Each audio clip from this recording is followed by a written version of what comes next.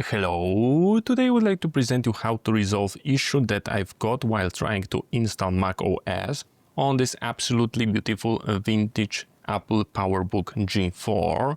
This unit that I'm restoring had bad hard disk drive that I replace.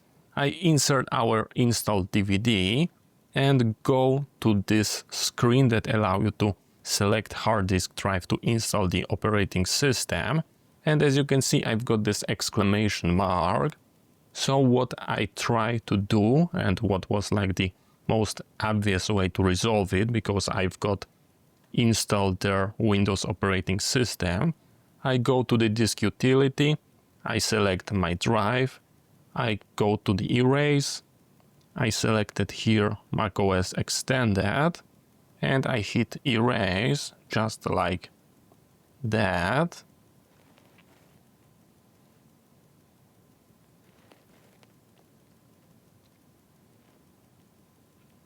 And as you can see, our process is finished. We can close it down, but we still cannot install it. So what is the correct way to do it?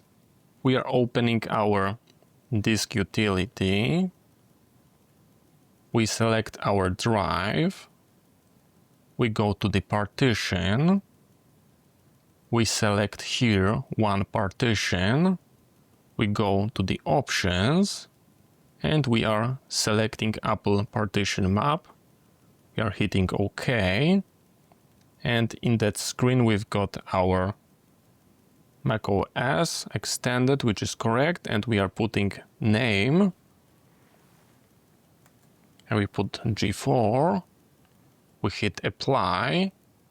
And we are replacing our master boot record that was on the Windows with the Apple partition map. And just in a second, we should be able to close it down. And as you can see, we do not have that exclamation mark.